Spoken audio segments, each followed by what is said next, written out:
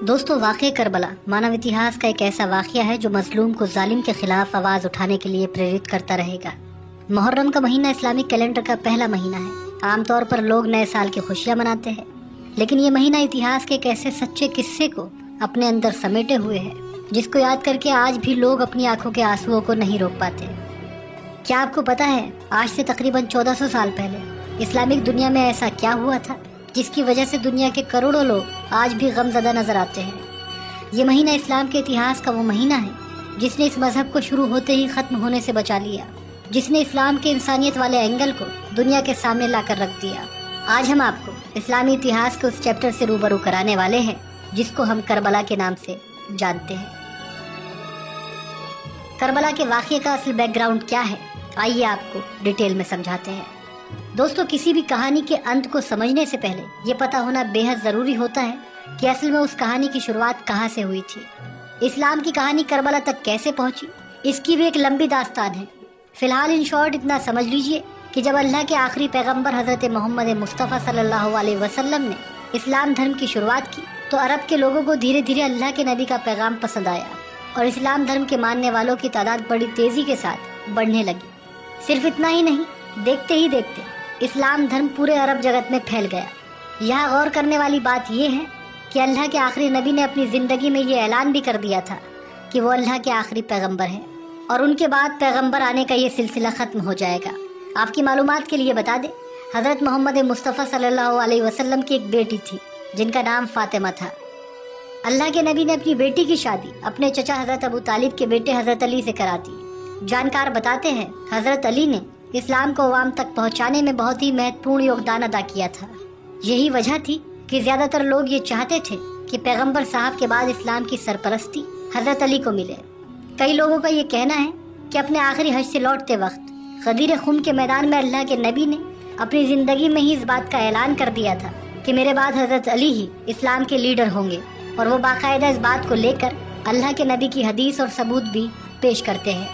خیر جو کچھ بھی ہو، جب 8 جون سن 632 عیسوی کو اللہ کے نبی کی وفات ہوئی تو کچھ لوگ ستہ کے لالچی ہو گئے۔ یہاں آپ کو بتاتے چلے کہ اصل میں کچھ لوگ اسلام دھرم میں ایسے بھی شامل ہو گئے تھے جو پہلے تو اسلام کے دشمن تھے، لیکن جب اسلام کی بڑھتی طاقت کے سامنے ان کی ایک نہ چلی تو انہوں نے بھی اسلام دھرم کو قبول کر لیا۔ جانکار بتاتے ہیں ان کا مقصد صرف اور صرف اسلام کی بڑھتی طاقت کا استعمال کرنا تھا۔ اسلام کے انہی لوگوں نے حضرت علی کو نبی کا وارث ماننے سے انکار کر دیا اور خود ستہ کی کرسی پر جا کر بیٹھ گئے۔ انہی لوگوں میں سے ایک شخص یزید کا باپ معاویہ بھی تھا۔ اس طرح اسلام دھرم کے ماننے والے 2 خیموں میں بٹ گئے۔ ایک تو وہ لوگ تھے جو حضرت علی کے ساتھ تھے، دوسرے وہ لوگ جو ان کے خلاف تھے۔ فی الحال یہ سلسلہ یوں ہی چلتا رہا۔ آخرکار بعد میں جا کر حضرت علی کو اسلام کی خلافت دی گئی اور کچھ اس طرح وہ مسلمانوں کے چوتھے خلیفہ بنے۔ دوستو، حضرت علی کے 2 بیٹے تھے، ایک کا نام تھا حضرت امام حسن اور دوسرے کا نام تھا حضرت امام حسین۔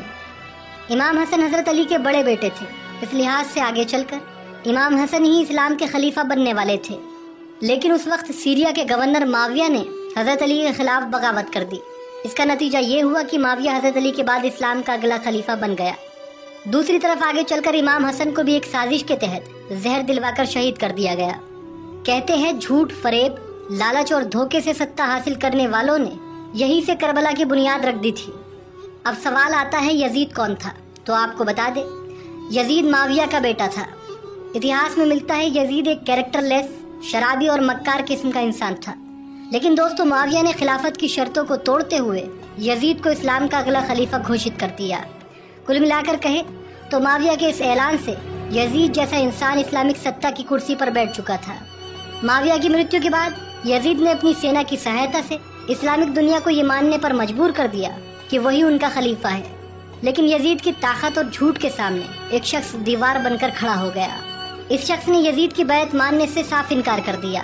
یزید کی بیعت نہ ماننے والے اس شخص کا نام تھا امام حسین۔ جانکاری کے لیے بتا دیں، حضرت امام حسین اللہ کے نبی کے نواسے اور حضرت علی کے چھوٹے بیٹے تھے۔ امام حسین کا جنم اسلامک کیلنڈر کے مطابق 3 شعبان کو، تو وہی انگریزی کیلنڈر کے انوسار 8 جنوری سن 626 عیسوی کو ہوا تھا۔ اب سوال یہ آتا ہے کہ حضرت امام حسین نے یزید کی خلافت کو کیوں سویکار نہیں کیا؟